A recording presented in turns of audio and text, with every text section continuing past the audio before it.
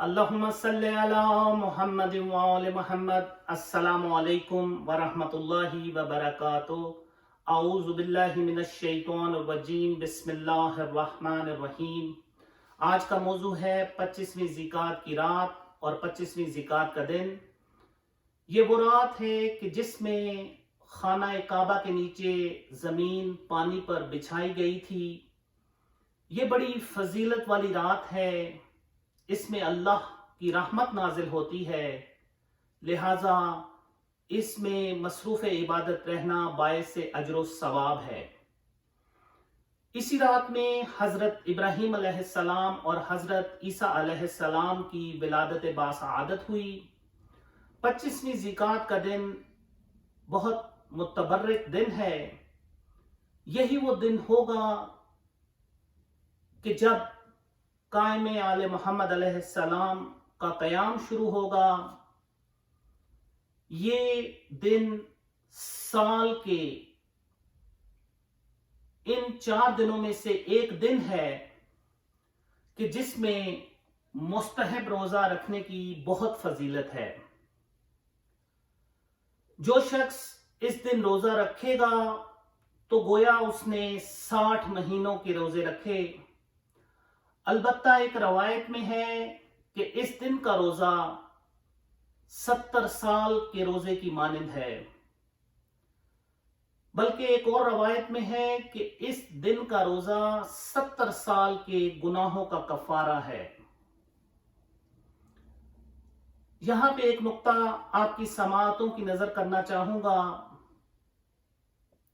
قربتاً اللہ اور اپنے والد بزرگوار کے درجات کی بلندی کے لیے، وہ یہ کہ علماء دین کا کہنا ہے کہ وہ شخص جس کے ذمے ماہ رمضان کے واجب روزے باقی ہوں یا ان کی قضا باقی ہو تو وہ شخص اس مستحب روزے کو نہیں رکھ سکتا، لیکن ایک کوشش کر سکتا ہے، اور وہ کوشش یہ کہ اس دن روزہ رکھے لیکن نیت اپنے ماہ رمضان کے واجب قضا روزے کی کرے اور اللہ کی بارگاہ میں نادم ہو، پشیمان ہو اور رب العزت سے دعا کرے کہ پروردگارا، افسوس کاش کہ مجھ سے یہ روزہ ماہ رمضان کا جو مجھ پہ واجب تھا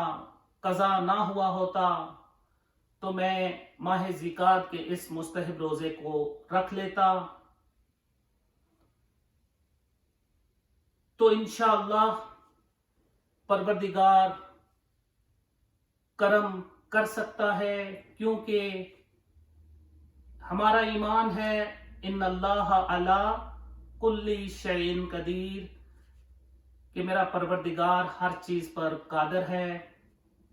تو جو شخص اس دن روزہ رکھے اور اس کی رات کو عبادت کرے، اس کے نامہ اعمال میں 100 سال کی عبادت لکھی جاتی ہے، اور جو بھی چیز زمین اور آسمان میں ہے ہر وہ چیز اس کے لیے استغفار کرتی ہے۔ ایک اور روایت میں ہے کہ جو حرمت والے مہینوں میں یعنی ذیقعد، ذی الحج اور محرم کے مہینوں میں سے کسی ایک مہینے میں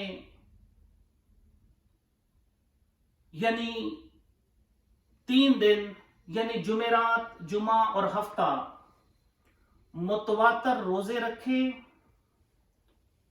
تو اس کے نامہ اعمال میں 900 سال کی عبادت کا ثواب لکھا جاتا ہے۔ عزیزان گرامی، بات تو بالآخر ختم ہوتی ہے، انما الاعمال بالنیات، عملوں کا دار و مدار نیتوں پر ہے، لہٰذا اپنی نیتوں کو خالص رکھتے ہوئے اس عمل کو سر انجام دیں، کیونکہ بالآخر بات روزے کی ہے، اور اللہ سبحانہ و تعالیٰ کا ارشاد ہے کہ روزہ خاص میرے لیے ہے اور میں ہی اس کا اجر دوں گا۔ پروردگار سے دعا ہے کہ اس ماہ میں اس سال 24 زکوٰۃ، 25 زکوٰۃ اور 26 زکوٰۃ متواتر جمعرات، جمعہ اور ہفتہ بن رہے ہیں. اگر ہم ان 3 دنوں میں روزہ رکھ لیں تو انشاءاللہ دونوں طرح کے ثوابوں سے مستفید ہوں گے.